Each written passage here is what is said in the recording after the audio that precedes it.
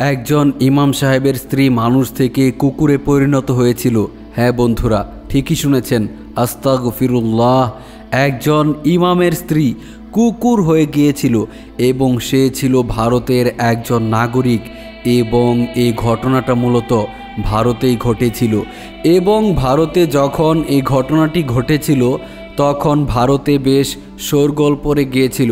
মূলত সেই ইমামের স্ত্রী কি কাজ করেছিল যার ফলে আল্লাহ সুবহানাহু ওয়া তাআলা তার উপর এমন গজব ফেলেছিলেন, সেটি জানতে হলে প্রত্যেক মুসলিম নারীর এই ভিডিওটি অবশ্যই শুরু থেকে শেষ পর্যন্ত দেখা উচিত। ভিডিওটি শুরু করার আগে এই ভিডিওতে অবশ্যই একটি লাইক করে দিন এবং যারা চ্যানেলে নতুন তারা চ্যানেলটিকে সাবস্ক্রাইব করে রাখুন। তো চলুন বন্ধুরা, আমরা মূল আলোচনায় প্রবেশ করি। বন্ধুরা, এই ঘটনাটা একটা সত্য ঘটনা যেটা ভারতবর্ষের একটা ছোট্ট গ্রামে ঘটেছিল।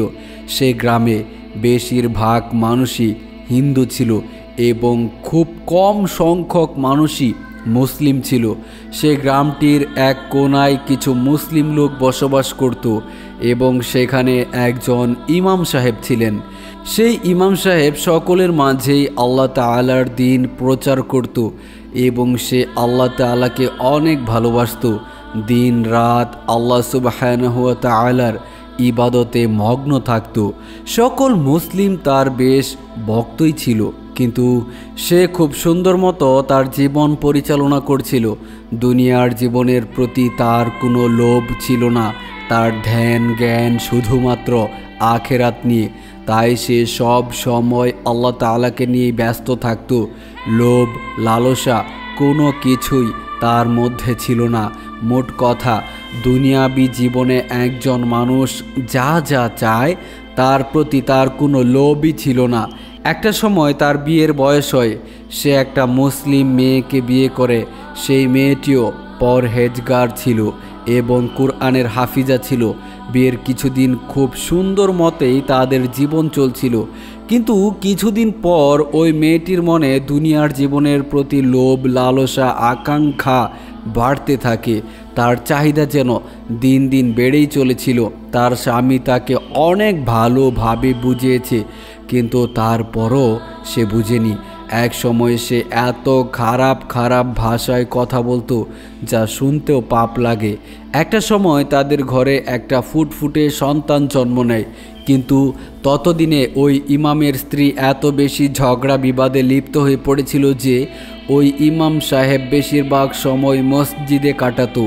সে খুব একটা বাড়ি ফিরত না, কারণ সে মনে করত বাড়ি ফিরলে তার স্ত্রী তার সাথে ঝগড়া হবে এবং শুধুই একটা অশান্তির চেষ্টা হবে এবং শুধুই একটা অশান্তির সৃষ্টি হবে। সে বেশিরভাগ সময় মসজিদে কাটাতো এবং আল্লাহর ইবাদত বন্দেগী করত। গ্রামের লোক যেন তাদের ঝগড়া বিবাদের ব্যাপারে সব কিছুই জানত, কারণ ওই মহিলা যখন চিৎকার করে ঝগড়া করত তখন গ্রামের সকলেই শুনতে পেত। এভাবে ওই লোক সব সময় তার স্ত্রীর জন্য আল্লাহর কাছে দোয়া চাইত, যাতে সে ধীরে ধীরে সন্তুষ্ট অর্জন করতে থাকে। কিন্তু সময়ের সাথে সাথে সে আরও বেশি বেপরোয়া হয়ে ওঠে। একদিন তার স্বামী ইমাম সাহেব বাড়িতে আসার পরপরই সে ঝগড়া করতে শুরু করে। এমনকি গ্রামের অন্যান্য মহিলাদেরকে সে অসন্তুষ্টির কথা জানায়। সে জানায় তার স্বামী শুধু নামাজ কালাম নিয়ে থাকে, টাকা পয়সা তেমন রোজগার করে না, তারা না খেয়ে থাকলেও সে নাকি দেখবে না। এইসব নানা গুজব ছড়াতে শুরু করে। এমনকি তার স্বামী যখন বাড়ি আসে সে তাকেও এইসব কথা শোনাতে থাকে এবং বলতে থাকে, তুমি শুধু নামাজ রোজা নিয়েই ব্যস্ত থাকো, টাকা পয়সা রোজগার করো না, আমরা না খেয়ে থাকলেও তো তোমার কিছু যায় আসে না। এবং যখনই তার স্ত্রী নামাজ নিয়ে কথা বলল তখনই স্বামী রেগে গেল এবং তাকে বলতে লাগলো, তুমি কি মানুষ? তোমাকে তো কুকুর বানানো দরকার ছিল, কুকুরের আচরণও তোমার থেকে ভালো। এই বলে তার স্বামী সেখান থেকে রেগে চলে যায়। পরদিন সকালে দেখা যায় সেই লোকটির বাচ্চা সকালে চিৎকার করে কান্না করছে এবং বলছে, বাবা দেখো মায়ের কি যেন হয়ে গিয়েছে, আমরা বাইরে থেকে দরজা আটকে দিয়েছি। তখন সেই ইমাম সাহেব দরজা খুলে দেখে তার স্ত্রী কুকুর হয়ে গিয়েছে, অর্থাৎ তার মুখ মানুষের মতোই আছে, কিন্তু তার শরীর কুকুরের মতো হয়ে গিয়েছে এবং সে যখন কথা বলছিল তার গলা দিয়ে কুকুরের মতো আওয়াজ বের হচ্ছিল। সে মানুষের মতো কথা বলতে পারছিল না। অতঃপর ওই ইমাম সাহেব তার বাচ্চাদেরকে নিয়ে দৌড়ে ঘর থেকে বেরিয়ে গ্রামের মধ্যে ঢুকে পড়ে এবং গ্রামের লোকজন যেন ওই মহিলাকে এভাবে দেখতে পায় এবং তারাও চিৎকার করতে শুরু করে এবং আস্তাগফিরুল্লাহ পড়ে। এরপর ওই ইমাম সাহেব আল্লাহর কাছে দোয়া করে যেন আল্লাহ তাআলা তাকে মাফ করে দেয়, কিন্তু দেখা যায় দুদিন পর সেই মহিলা আপনা আপনি মারা যায়। তো বন্ধুরা, আপনারা নিশ্চয়ই বুঝতে পেরেছেন আমাদের অবশ্যই আল্লাহ তাআলার প্রতি সন্তুষ্ট অর্জন করা উচিত। দুনিয়ার জীবনের প্রতি তেমন লোভ লালসা না করে আল্লাহ তাআলার ইবাদত করে আখিরাতের জন্য বেশি বেশি নেক অর্জন করা উচিত এবং অবশ্যই আমাদের স্বামীর প্রতি সন্তুষ্ট থাকা উচিত। যতটুকু রোজগার করে সে নিয়ে সন্তুষ্ট থাকা উচিত।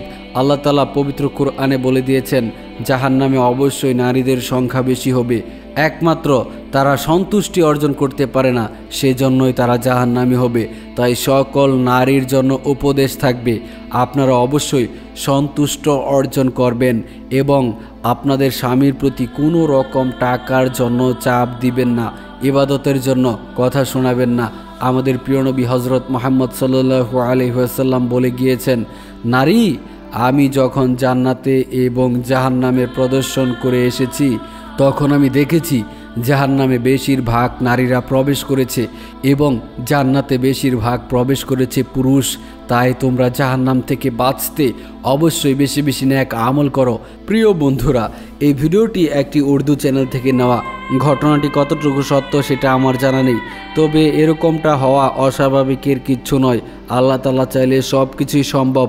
সবচাইতে বড় ব্যাপার হচ্ছে, সবচাইতে মূল বিষয় হচ্ছে এটাই যে আমাদের উচিত আল্লাহ তাআলার সন্তুষ্টি অর্জন করা এবং আল্লাহ তাআলার দেখানো পথে নিজের জীবনকে পরিচালিত করা। আল্লাহ তাআলা আমাদেরকে সেই তৌফিক দান করুন, আমিন ইয়া রাব্বুল আলামিন। প্রিয় ভাই ও বোনেরা আমার, আমরা দুজকের কথা ভুলে গেছি আমাদের লক্ষ্য, অথচ সাহাবায়ে কেরামের উপর আল্লাহ তাআলা রাজি ছিলেন, খুশি ছিলেন। তাদের সামনে যখন দুজকের বর্ণনা আসত তখন তারা ভয়ে কেঁদে অস্থির হয়ে যেতেন। আর আমরা প্রতিনিয়ত এমন সব কাজকর্ম করে বেড়াচ্ছি যার জন্য আমাদের দোজকের ইন্ধন হওয়ার সম্ভাবনা শতভাগ রয়েছে, অথচ আমরা বেখেয়ালি পথভ্রষ্টতার অতলে নিমজ্জিত। আল্লাহ পাক রব্বুল আলামিন ইরশাদ ফরমান, স্মরণ করো সেদিন আমি দুজককে জিজ্ঞাসা করব তুমি কি পূর্ণ হয়েছ, আর সে বলবে আরও আছে কি। সূরা কাফ আয়াত 30। সেদিন দুজকে অপরাধীদের অনবরত ফেলা হবে এবং দুজক বলতে থাকবে আরও আছে কি। সমস্ত অপরাধীদের দুজকের ভেতরে ফেলা হবে, তবুও দুজকের পেট ভরবে না। আর যারা নাফরমানি করেছে ওদের বাসস্থান হচ্ছে জাহান্নাম। যখনই ওরা তা থেকে বের হতে চাইবে ওদের তাতেই ফিরিয়ে দেওয়া হবে আর তাদেরকে বলা হবে আগুনের আযাব আস্বাদন করতে থাকো যা তোমরা অস্বীকার করতে। সূরা সাজদা আয়াত 20। আগুন ওদের চেহারা দগ্ধ করে এবং সেখানে ওদের চেহারা বিকৃত হয়ে যাবে। সূরা মুমিনুন আয়াত 104। নবী করিম সাল্লাল্লাহু তাআলা আলাইহিস সালাতু ওয়াস সালাম কালিহুন শব্দটির বিশ্লেষণ করতে গিয়ে ইরশাদ ফরমান, দুজকের আগুন দুজকিদের জ্বালানোর ফলে তাদের উপরের ঠোঁট মাথার মধ্যকান পর্যন্ত পৌঁছে এবং নিচের ঠোঁট লম্বা হয়ে নাভি পর্যন্ত ঝুলে পড়বে। সহিহ তিরমিজি। হযরত আনাস রাদিয়াল্লাহু তাআলা আনহু বলেন, সাহাবায়ে কেরামকে সম্বোধন করে নবীজি সাল্লাল্লাহু আলাইহি ওয়াসাল্লাম ইরশাদ ফরমান, হে লোক সকল, কাঁদো, অধিক পরিমাণে কাঁদো, কেননা জাহান্নামীরা জাহান্নামে বসে এত অধিক পরিমাণে কান্নাকাটি করবে যে কাঁদতে কাঁদতে তাদের চোখের পানি শেষ হয়ে যাবে।